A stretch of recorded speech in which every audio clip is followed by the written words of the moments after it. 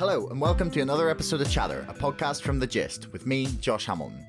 Peter Reynolds, the president of Clear Cannabis Law Reform, was our guest in today's show. Clear have been campaigning for years to try to get the government to reform the way we treat cannabis, and momentum has been gaining over the past few years in this area. More than half the states in America have made cannabis either medically or recreationally legal, and Canada have since followed suit. So now, with Brexit on the horizon and the mass global destabilisation caused by the coronavirus pandemic, there is a real possibility of reform in the near future. I really learned a lot from this conversation, and I'm sure you will too. Embarrassingly for me, in a subject area that I thought I was well versed in, having written a few blog pieces in Canada, I was corrected more times than I would have liked, but that's definitely one of the joys of getting to do this podcast. It's the chance to be corrected. Every day is a school day. If you haven't already and you enjoyed this episode, please subscribe to the podcast and maybe even to our mailing list. And finally, don't forget my book, Brexit, the Establishment Civil War, is now available for pre-order on Amazon. You'll find the link in the description below. If you enjoy podcasting and want to start your own podcast, or maybe you've got a podcast and you're looking to change your host, use the code CHATTER, all capitals, at podiant.co to get 25% off your first 3 months of hosting. I've been using Podiant since the very beginning. Their platform is intuitive and easy to use, and I'm happy to recommend you to try it. Super easy to move all your podcasts across or to set up an account. So without further ado, here is Peter Reynolds.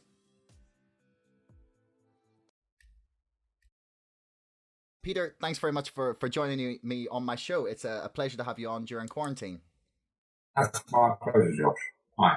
Hi. So, why don't you tell us a little bit about yourself, just to get started, like what you do and, what Clear is for anyone that doesn't know. Okay.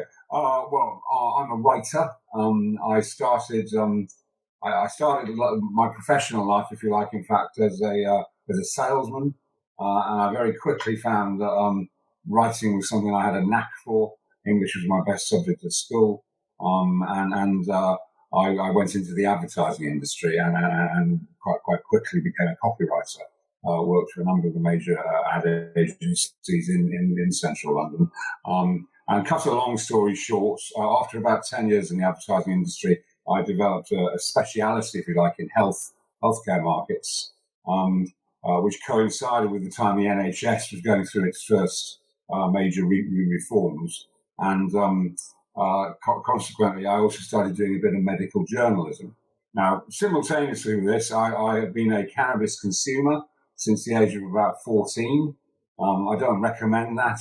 Cannabis is something that is best consumed when you're an adult. I have to say that's the health warning. But I have been a cannabis consumer since the age of about 14. And I was always outraged at the fact that, my personal freedom was being infringed upon by this ridiculous law. A law which I think most of the population now recognises as ridiculous. And so these two things eventually came together. My expertise and knowledge in medicine and healthcare, and my advocacy for cannabis, if you like. Particularly when I began to see, in the course of my work in medical journalism, more and more scientific studies and trials taking place, which demonstrated that what is thought to be mythical medical qualities of cannabis were actually proven to be true. And this fascinated me. And I decided that I wanted to get involved in it. I'd already done a lot of writing to newspapers and sort of thing. I looked around for what organisations there were. And at the time, it was really the campaign, frankly, was in the doldrums. This is around about 2010.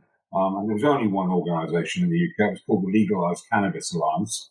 I got in touch with them, and it was like a whirlwind. I mean, literally within about a month or two, I was on the committee, and about 2 or 3 months later, I was elected as leader. Okay. Because to be fair, I think everybody involved in it was a bit jaded, frankly. The campaign wasn't going anywhere. I was a breath of fresh air, which a lot of people resented, I have to say, because they didn't like the fact that this new groom was coming in. They also didn't like the fact that this new groom was coming in who had the sort of advertising marketing hats on as well, because that was not the way the campaign had been run in the past. To give you an insight, when I first attended a committee meeting there, it consisted of people sitting around rolling joints and smoking bongs. That's like the worst like stereotype that you can possibly Exactly. It imagine of was. people trying to get like cannabis legalized. It was.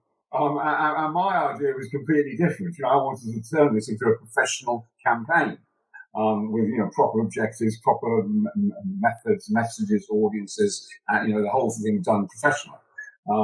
And again, cut a very, very long story short, I put together a series of proposals about effectively relaunching the organisation, rebranding it.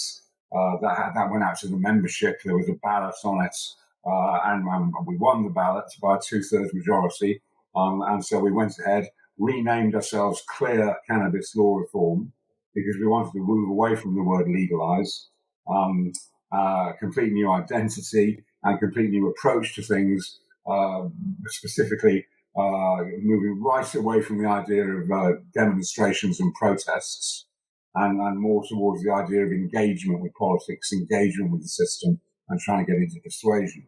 And I mean, it's been very successful. I can say that back then, 2010, we were the only group around. When we went through this change, a lot of other groups started up, and there are now a number of very professional, much better funded than Clear organisations in the same space. But I can say, without it's not just an ego trip, that started from when Clear really turned around and changed the whole approach to the campaign. And back in 2010, there were perhaps a handful of MPs who were supportive. Now, at least 50% of MPs are supportive of reform. Is that on record, that 50% of MPs, or is that an estimate, or is that just like from your personal experience? You can go, there's various, I haven't actually collated it into a coherent source, but you could go onto the End Our Pain campaign, for instance, which has been very high profile in Parliament. You could go on to the most well-funded organisation now, which is a group called Volt Fast, which has multi-millionaire backing. And you can see the people there involved with them. Crispin Blunt, the Conservative MP, ex-chair of the Foreign Affairs Select Committee, is now extremely prominent in the Cannabis Law Reform campaign. It's a completely different world. And that has come because instead of thinking that the intelligent way to do this was to, walk down the street holding a banner with a big joint hanging out of your mouth, blowing it in a policeman's face and saying, "Free the weed," it actually made more sense to sit down and explain to people that the laws against cannabis cause far more harm than cannabis does. Cannabis is not harm-free. Nothing is harm-free. But the scandalous waste of money that we spend on this futile attempt to prohibit it, and the enormous harm it does in our society by, it is behind, although this county lines phenomenon, although cannabis isn't part of the county lines, it's very often what gets kids involved in it, because they get given a bit of weed to entice them to get involved in this, and the next thing you know, they're serving up crack. It's the cannabis market, which is hugely bigger than all the other drug markets, that provides the finance that enables these gangsters to go out and commit real crime. Because let's face it, I don't buy off dealers anymore. I'm completely self-sufficient. I grow my own. I believe that's the ethical choice. But let's face it, even though most people who buy weed think they're buying it from a friend, and they probably are, one layer above that friend, or two layers above that friend, is going to be somebody who is not very nice at all. And another layer above, and you're into heavy stuff. And the policy creates that and promotes it, and it's ridiculous. It promotes. If you're in favour of prohibition, then you're on the same side as the gangsters. I think all MPs realise that. You've done a fantastic job of answering half the questions I had in my head there while you were talking, which is brilliant. So I can like skip through to some more like in-depth questions that I think you'll enjoy talking about. But just on that note, like in Northern Ireland especially, we have that issue in that almost all of the weed or drugs generally are coming through the paramilitaries, like the former people who who were basically the cause of the troubles, or well, not the cause of the troubles, but basically you're funding people who were responsible for violence during the 90s and before, Yeah. and that their organizations are literally still going, but almost exclusively because of the money they make off selling drugs. Yeah. So it's almost universal in its scope as being a problem. Like, as soon as you make anything illegal that people want, you're going to create a black market and end up funding crime from it. So, like, with that in mind, like, what would you say is the best model in your mind for legalization? Because, okay, people just think, okay, you can just make it legal, and there's potentially not a lot of thought put into the different, like, systems in which you can make it legal. You can make it medically legal, you can make it recreationally legal, and even then there's like a huge framework of different policies and ways you can do it. For example, in Washington DC, I really like their model, is that you can grow as much as you want. I think you can gift it to people, but you cannot sell it or make money off it. So would you say that's a better model than potentially taxing it in like the way that Colorado and Canada have done to raise tax revenue? Or what's your personal opinion?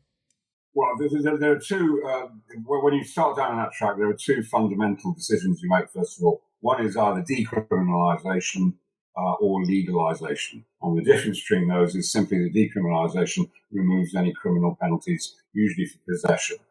Selling it can often still be a crime, but decriminalisation removes any penalties for personal possession. Legalisation is where the state or a state-appointed body takes over the whole of the trade and licenses the production of cannabis, the distribution of cannabis, the retailing of cannabis, and indeed taxes it in order to provide to fund the cost of running that system. I very much favour legalisation rather than decriminalisation. I think decriminalisation may be a temporary step along the way, but as a long-term solution, decriminalisation actually could be even worse than what we have at the moment, because decriminalisation could actually give the gangsters a field day, because it would stop a lot of the enforcement that goes on at the moment. They would have much less trouble plying their trade than they do right now, and there'd be no regulation to it at all. The contamination of products, enforcement by violence would continue. It's just it's a recipe for a free-for-all. And in fact, what we argue for in terms of cannabis is not less control than we have now, because now we have almost no control anyway. What we argue for is more control. So that, yes, I would advocate a system. I mean, I'm a fan of the Colorado system. Some people think that the Colorado system is too commercialized, and that you can advertise and that sort of thing, where a lot of people who advocate legalization in this country want to see it very strictly controlled with no advertising, not even any packaging sometimes. But I'm an advocate of free markets, and it will be the Tory party. Let's be clear about this. Wherever your politics is, it will be the Tory party that legalises. Yeah, that's something I wanted to note, actually, that it's very unlikely to be our left wing, former hippie led Labour Party. It's far more likely to end up being the free market, like, libertarian wing of the Conservative Party. And do you find that contrast interesting? Well, no, because my own personal politics is more. I mean, I'm socially. I'm socially quite more left or centre, whereas I'm more on the right. And in fact, I have been a member of the Conservative Party in the past, and that was another thing that when I became the leader of Clare was extremely unpopular amongst a lot of people. How can we have a Tory leading the legalised cannabis campaign? Like it's just completely. But no, it will be the Tory party that legalises, because frankly, if it isn't, then you're going to have to be thinking about at least 10 years in the head anyway, because the Tory party is going to be in power for the next 10 years, almost certainly. And I think Boris Johnson is probably the man to do it. He has his own history with drugs. He famously said a few years back, when that it was a terrible slur on his character to suggest he hadn't taken drugs. Although he's obviously had to modify that a little bit, to suit the grandees. He is socially liberal. He also has the personal charisma, I think, to carry something like this through. And I think he's very like. I think there's a good chance that once current crisis is over, and we get back. We've got Brexit. Now we've got COVID-19. Once we get back to something akin to normal politics, I think it should be quite high on the agenda because it is costing the country a fortune, not just financially but also socially as well. Referring back to what I said earlier. I want to take a little bit of time just to try and have you dispel some myths that as briefly as you like. Why do you think cannabis is considered a gateway drug? Well, I mean, it is a gateway drug in this sense. In the sense that if you want to go and buy cannabis, you have to deal with an illegal dealer. And that illegal dealer, even if he or she isn't doing it himself, will certainly be hooked into a network where other drugs are available. So it's illegality that makes it a gateway. If you could go and buy it in a dispensary, as they call them in the States, or in a shop, then it wouldn't be necessarily introducing you to other drugs. There's no evidence that it makes people lead on to the use of harder drugs. Most people start with cigarettes, and cigarettes leads them on to alcohol. And alcohol often leads them on to coke. But there's no logical or biochemical reason why taking one drug makes you go and take another one. It's just part of the reefer madness propaganda. Except in the sense that I've just explained, that because it's illegal, it makes you operate in illegal markets. Yeah, it gives you that sense that you're doing something that's okay, and when it's seen in the same category as something like cocaine or heroin or ecstasy, that people believe that it's the same level of damage or potential damage that you're doing to your body. Yeah, I mean, there's another danger, that people have been told. People are told that cannabis is dangerous and can make you go psychotic, and etc., etc., etc. There's all sorts of myths about it. And when people find out there's no truth in that at all, they may well think, well, maybe what they say about coke or heroin isn't true either. So the whole structure that is the corrupt structure that is created by prohibition causes immense problems on many levels. Yeah, I think the most violent thing I've ever seen someone high do is attack a bag of crisps. But exactly. So do you want to explain why it was made illegal in the first place in the UK? Yes, I can explain that. It goes back to the forerunner to the UN, which was called the League of Nations, and a conference which took place in Switzerland. I believe it was in 1925. Which was around the International Opium Convention, which is when it was first decided that opium needed to be controlled. And the Egyptian government apparently lobbied for cannabis or hashish to be included in the convention, apparently at the behest of Egyptian cotton farmers, because hemp is a much easier crop to grow than cotton. It requires far less processing. It's far stronger. In many ways, it's a far superior crop to cotton. And in Egyptian cotton farmers apparently felt threatened by hemp and therefore wanted it included. So the original reason was to do with hemp, as a fibre crop rather than to do with cannabis. And the Egyptian government used the old arguments of it causes madness. The same thing that had been advanced in India during the time of the Raj, and which the British government had launched a huge inquiry about, called the Indian Hemp Commission. This is in 1890 something or other. And even back then, there's not exactly the same allegations and suggestions were made.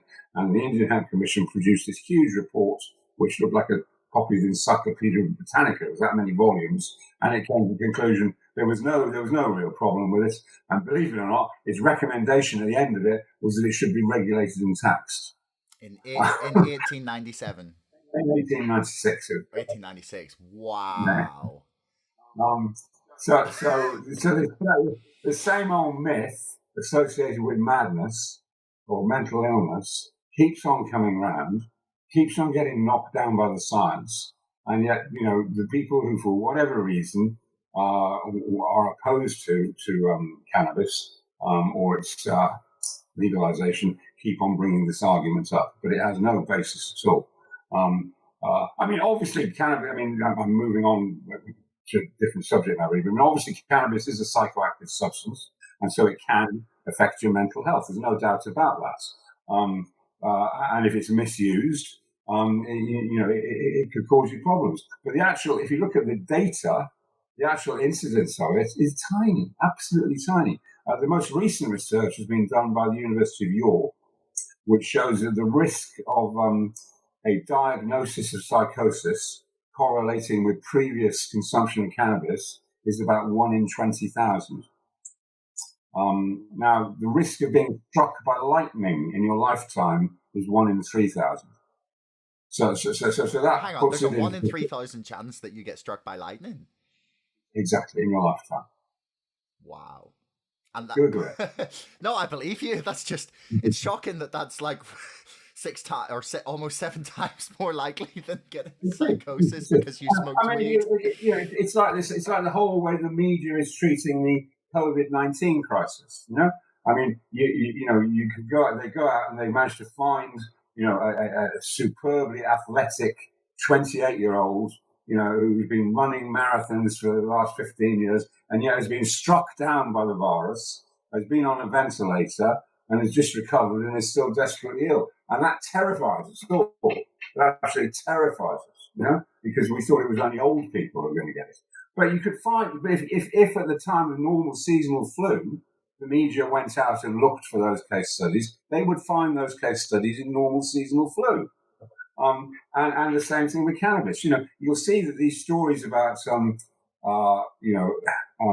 Henry, I forget his second name now, the one that Peter Hitchens always goes on about.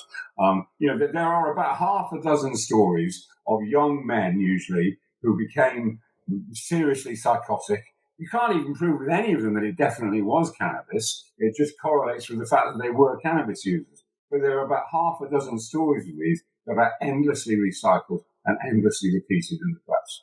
And that's all there are. Until I became the leader of Clear, I'd never met anybody who I felt was negatively affected by cannabis. Since I've become leader of Clear, I have come across a few people who I think are negatively affected by it. But it's usually because they have been, spending their life sitting, playing computer games on the bong all day long, for day after day after day. And frankly, I'm not surprised. Cannabis is one of the safest substances known to man, particularly given the powerful therapeutic and beneficial effects it has. Yeah, I would like to sort of footnote what you said about people having had the people 5 cases, I think you said, that Peter Hitchens and whatnot bring up that is related to them having smoked cannabis. I would be curious as to how often they drank beer, and if you could draw a correlation in the same way, just because I think the last time I looked it up, there was an estimate that I think 30 to 40% of the British adult population have tried cannabis. So if you sample people who have had mental health problems, then just sort of statistically 30 to 40% of them may have tried. And anyway, that's not a huge point that I wanted to go into. But do you think that the arguments about mental health problems and reefer madness and however you want to define it are still the reasons that people genuinely oppose the legalization of marijuana? Is it just all hearsay that the people have had drilled into them for years, or do you think it's more a top down kind of not propaganda, but in the same way that people were trying to prevent hemp from taking over as a crop in the early 1900s and late 1800s? Do you think people are still concerned about that kind of thing? I think it's fair. It's fair at all levels. I think for shall we say, the average blue-rinsed Conservative Party member, then it's fear of everything they've read in the Daily Mail. For politicians who still oppose it, it's fear of what the media reaction will be and what the reaction of the electorate will be at the idea that they're going to go soft on drugs.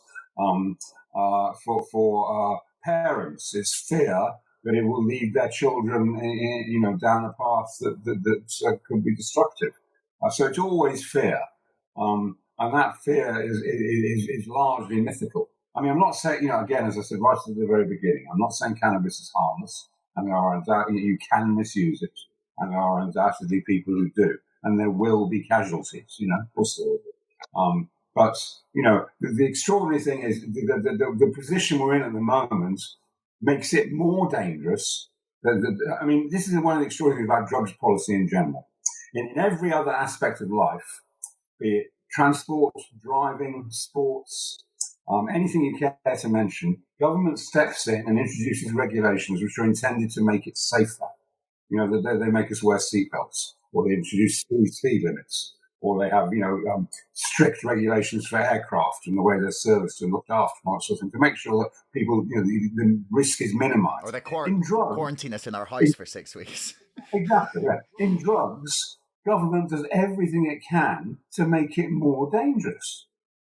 They give the markets, they allow the market to be run by gangsters who use violence as a business tool, who don't care about the quality of the product, who contaminate it with even more harmful substances. And this is just extraordinary. The whole drugs policy is based on making drugs more risky for people.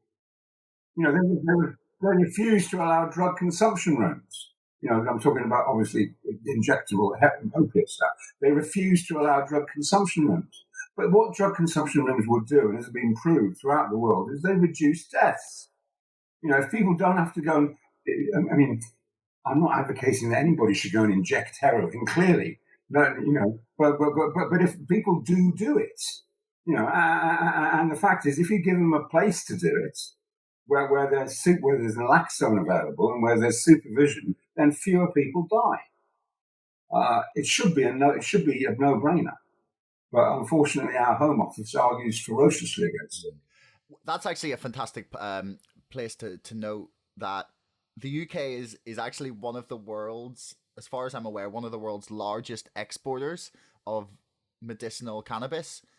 And the Home Office has some monstrous, acres and acres of fields growing weed, and are actually profiting off it and license it all to be sold internationally, as far as I'm aware. Yeah, that's the thing. The Home Office doesn't have it. The Home Office is the licensing authority. Okay. They're owned by private companies.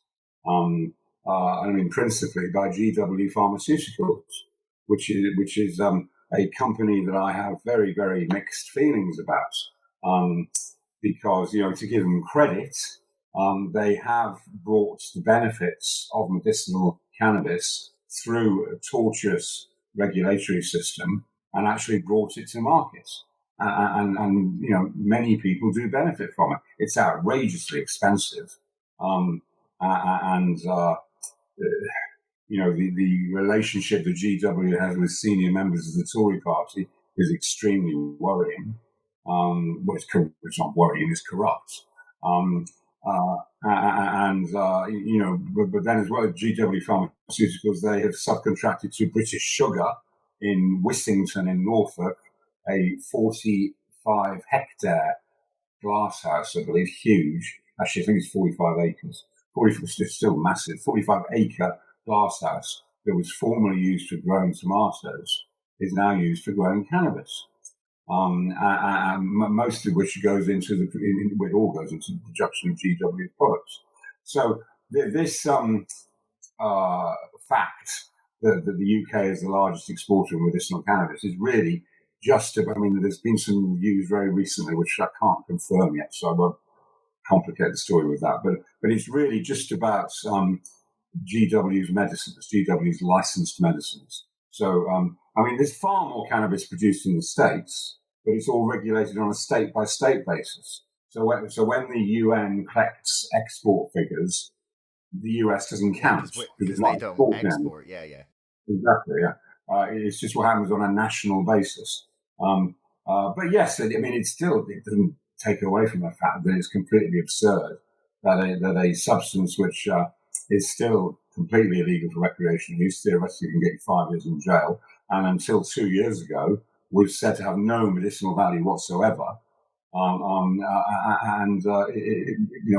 is being produced in this country and exported overseas. It's just absurd.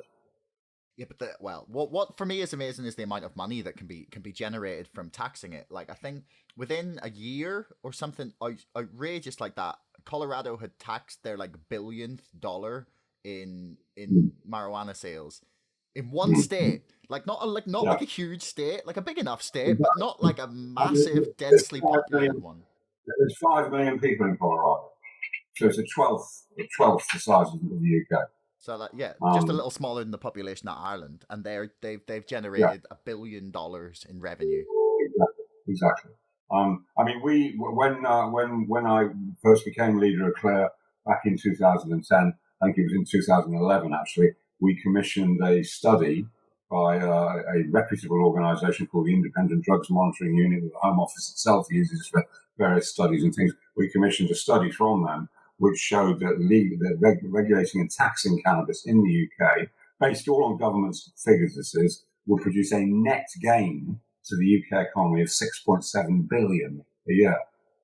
And I mean, some people would say, yes, but that's at the cost of thousands of our children becoming mentally ill, you know.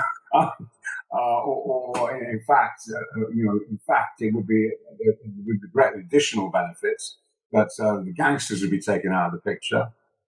Anybody who did have a problem with cannabis would be able to go and get medical treatment for it without having to confess to committing a crime. And there'd be all sorts of other benefits as well. You know, we spend $500 million a year on the enforcement of cannabis alone. £500 million every year, which is all completely futile. That's such a damning figure just on its own. I do believe, correct me if I'm wrong, that there's some police forces in England that have stopped prosecuting. I think Durham was the leading. Durham, Avon, Somerset, Dorset, Surrey. Yes, I've got the list somewhere, but they've said they will not actively pursue personal possession or cultivation. I mean, clearly, if you grow some plants in your front garden where all the somebody's going to walk past, they're not going to tolerate that. But I mean, if you're but this is the same. This is pretty much the same across the country now. If you're discreet and sensible, and don't interfere with anybody else, then it's not a problem. It's not an issue. Well, I guess it's kind of the same as drinking a beer in the park. No one's going to say anything if you're quiet and not causing a problem. But so I wanted to actually go back a little bit to when we were discussing hemp.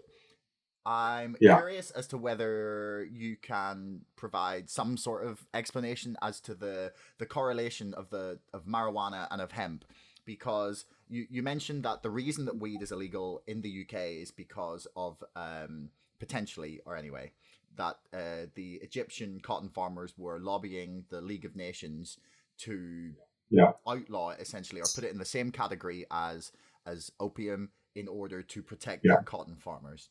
Like, why 100 years later do we still not really truly understand that difference, and B, why is it still such a tiny plant that has such massive uses? It's a bit like, the thing that really gets me is when you see there's a video that I'll put in the description of Henry Ford, who built a hemp fibers car, and he's hitting it with a fucking hammer, like a huge sledgehammer, and it's just bouncing off. Like, it's really tough material. Like, why has the economics of that not got us beyond the association between hemp and marijuana? Well, I mean, for instance, in the States, where cannabis was made illegal a little bit later than in Europe, there were two main influences there. One was the fact that alcohol prohibition had just come to an end, and there was a massive army of prohibition officers who had nothing to do, and therefore they were retasked away from alcohol towards marijuana, as they called it there. as it was. Marijuana is a deeply racist term, by the way. It was specifically coined by Anslinger, Harry Anslinger, who ran the Bureau of Prohibition, in order to try and associate cannabis, which in those days in the States was probably most often called reefer, was most often associated with black people and Hispanic people. And marijuana was obviously a Hispanic term. And the term itself is very deeply rooted in racism. But the other factor was specifically the timber industry and the emerging chemical industry, specifically DuPont, and Randolph Hearst, the newspaper magnate who owned massive timber plantations, who again saw hemp as an incredible threat. I mean, an acre of hemp can produce 4 times as much pulp or paper as an acre of timber. An acre of hemp, you can grow 2 crops a year. Timber, it takes 30 years to grow 1 crop. That's just mind-blowingly more efficient. Anyway. So, yes, you are down south and actually growing, as you mentioned. Is it legal there to grow, or No. are you just being discreet and? No, I'm discreet. So. I honestly find it amazing that we can sit here and discuss a plant that I think it's Charlie Brooker actually said the most dangerous thing about it is getting caught with it. But that we can sit and talk about something that's. Well, I would say the most dangerous thing about it is smoking it with tobacco. Yeah, that's probably the most harmful way that people would consume it. But at the risk of sounding like someone who knows, it's much smoother at times like that. Whatever you prefer, I only ever smoke it in evenings. I prefer the vaporizer. Well, yeah, a lot of people that I know there's 2 Americans actually I know who would come and visit where I work in Austria during the winter, and they are very into their vaping. So we were talking about hemp actually, and you just managed to blow my mind as to how much more efficient hemp is as a crop to produce than wood, and I'm just here absolutely baffled as to how that sole economic reason isn't meaning that we are just that the UK doesn't have some massive hemp industry. And I was just reading about a case actually in the Guardian reported on last year of a company called Hempen, who were basically told to destroy £200,000 worth of hemp by the Home Office because they decided they were no longer allowed to use it for CBD oil. And obviously this is something that you deal with on probably a daily basis, hearing stories like this, or just becoming frustrated by the lack of common sense in how we legislate this. But is it frustrating watching that happen, and why do you think it still is that 100 years later we're still not realizing the efficiency benefits and the financial benefits of choosing to harvest hemp? Well, I mean, the reason that you're looking for is the reason that I do what I do. Because it is outrageous. It is incredibly frustrating. It makes me angry. It still makes me angry, even after having worked at it for so long and so hard. The Home Office is, they say the Home Office has a hostile environment for immigration. Well, it has a hostile environment for everything to do with cannabis. It is institutionally prejudiced against cannabis, whether it be hemp or whether it be high THC cannabis. Let's remember, and this is important, that all these terms, hemp, marijuana, it's all cannabis. Cannabis is the correct term and the only term you ever. I will use the term hemp. Hemp is just a nickname. The proper name for the plant is cannabis. And hemp is essentially low THC varieties of cannabis. And you've probably heard the expression before, you have to smoke a whole field to get high. And you probably would. In fact, you wouldn't be able to. The story with hempen is not quite what it appears to be, but it's very complicated, and let's not go there. But on the CBD oil issue, for instance, although CBD oil is illegal in the UK and Ireland, it's what's called an exempt product under the Misuse of Drugs Act. You cannot grow hemp in the UK or Ireland or Northern Ireland and produce CBD oil from it. That is illegal. but you can import the oil from anywhere else in Europe legally. So, I mean, there's another example of absolute madness. And this is because the oil is extracted from the leaves and flowers of the plant, which will be industrial hemp. You can grow industrial hemp in the UK. You can get a license for that. It's not that difficult to get a license for it. But you cannot use the leaves and flowers. You are obliged under the terms of the license to destroy the leaves and flowers, which are the most valuable parts of the crop. The only part that you're able to use is the seeds, which can be sold as hemp seed or crushed in hemp seed oil, or the fibre. The leaves and flowers remain a Class B drug. But, to repeat myself, you can import oil extracted from the leaves and flowers in any other country in Europe. And in Ireland, in the Republic of Ireland, it's perfectly legal to extract oil from the seed. So it's just another example of the absolute idiocy that prevails. There's quite a head of steam in Parliament about changing that now, because the CBD oil market in the UK is thought to be worth something like £500 million, or getting close to being worth £500 million, and all that is imported from overseas, whereas British farmers could be doing that. Well, actually, we're in quite an interesting transitional period, I believe, in the whole debate. I hope. So, the Misuse of Drugs Act is a horrible piece of legislation. I would just like to point out that its wording is completely stupid. That it makes every drug illegal unless it makes, essentially, I think it's every chemical compound that can have an effect on the brain is illegal unless we say so. No, you're thinking of the Psychoactive Substances Act. That's the one. Yeah. The misuse, I would argue, and again, this is a controversial opinion, I would argue that the Misuse of Drugs Act is actually quite sophisticated and intelligent legislation, except that it's appallingly administered. Because the first thing it says in the Misuse of Drugs Act is that there will be a body called the Advisory Council on the Misuse of Drugs appointed, which will consist of experts, scientific experts and medical experts. And they will determine where drugs need to be classified and therefore what sort of penalties might be attributable for the use or the production or the sale of them. And so, in other words, what it attempted to do was to take the decisions about drugs out of the hands of politicians and give them to experts, which in the face of it is an intelligent and sensible thing to do. Yes. But the reality is that the politicians take no notice at all of what the ACMD says and just do exactly what they want. And when anything goes wrong, they blame it on the ACMD. And in fact, it's got even worse recently in that they've actually refused to appoint people to the ACMD who have been found on social media to have disagreed with government ministers. I think they're supposed to be independent experts. So, it's a complete mess. But in principle, the Misuse of Drugs Act is actually quite sensible. The Psychoactive Substances Act, as you correctly say, simply says that anything that is psychoactive is illegal.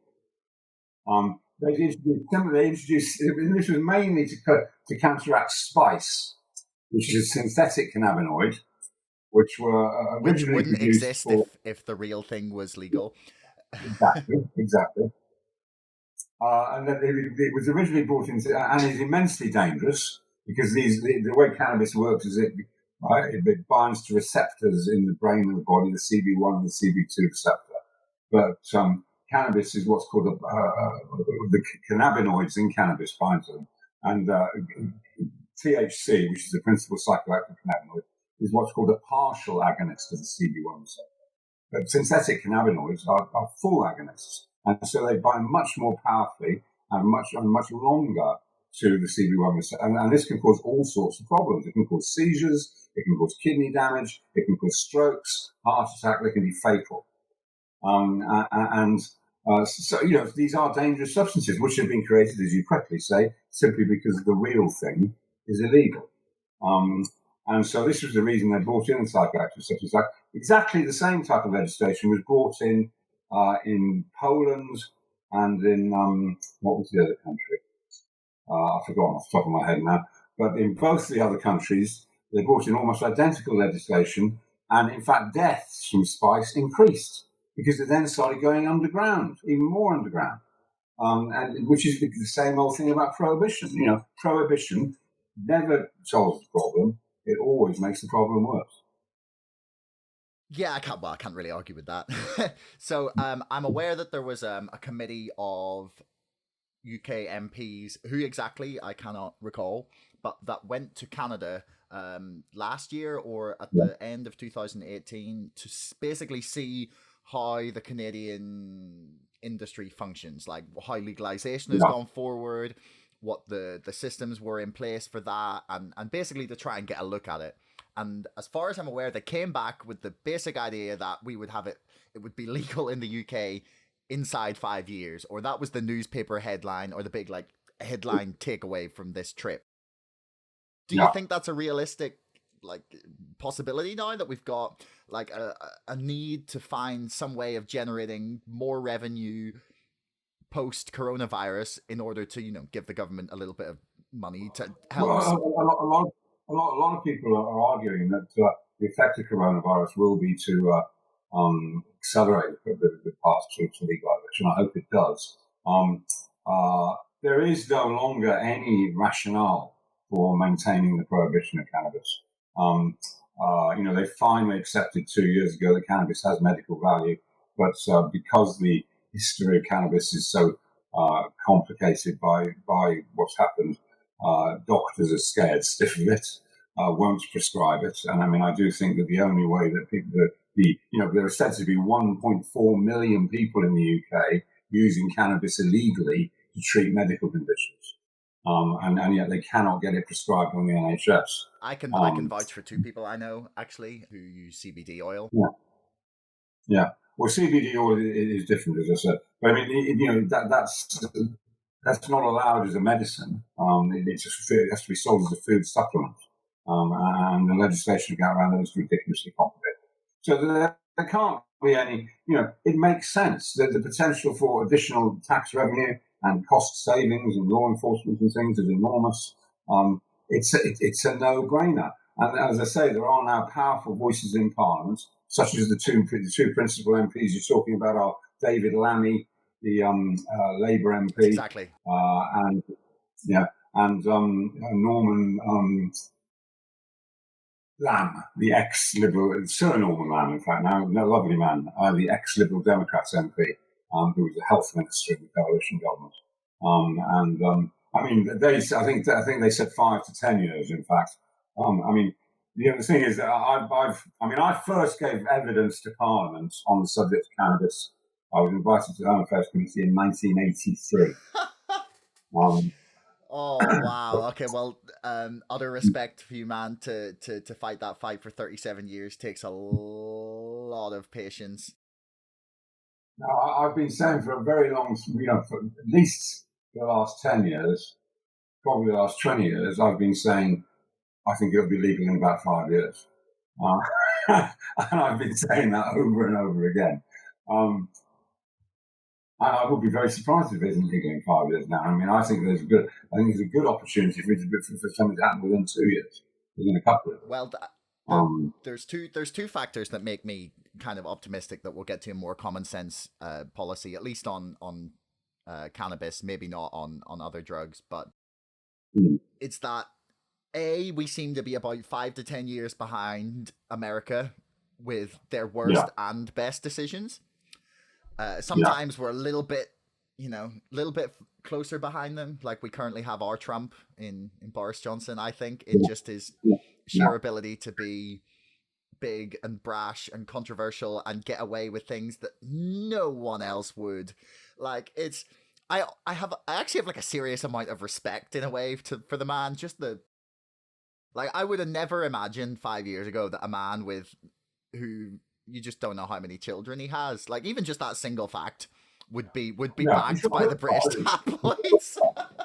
He's got chutzpah. He's got cheek, I like Boris personally, and I mean, it's indicated by the fact that people call him Boris.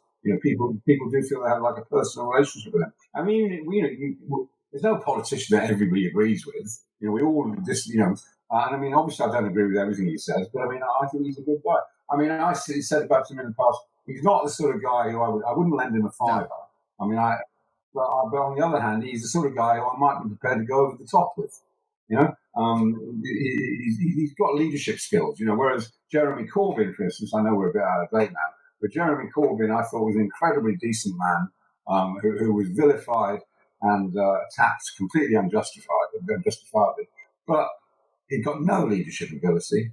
And didn't stand a chance again anyway. You know, so I mean, the two contrasts. Yeah, well, his style of politics just does not suit the modern like exactly. Political scene. Like he was a very much, I'm just gonna do my thing, and people should follow me because that's what I do. That's what I felt his like attitude was. He was more of a leader by example than leading from the front, charging with his like, you know. Saying all the most controversial and contradictory things, but like that seems to be a way to win in modern times. But the other thing I think is positive that for us is moving forward post Brexit could see us like readdress a whole like host of issues that even if we're not constrained within the EU to address, it gives us the impetus to do something. For just even the sake of being innovative and saying, okay, look at these new things they're trying. Like I'm quite optimistic, maybe unreasonably so, given that we've got a conservative government, that we might see some serious like movement forward on climate change post Brexit, given that we have just a lot more scope with which to intervene in the economy and kind of push.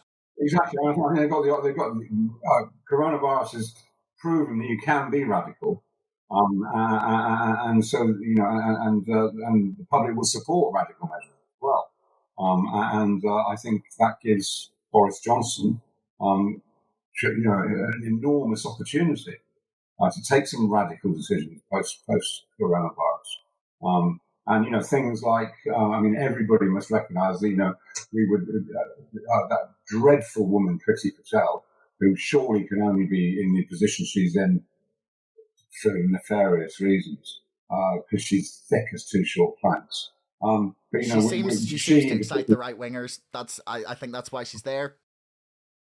Well, but she was demonising the low-paid worker that we weren't going to allow, and yet everybody now recognises that it's the low-paid worker, the shelf, apart from the NHS people, the shelf stacker in Tesco's, who actually they're the real fabric of society, and they're the people who really keep us going.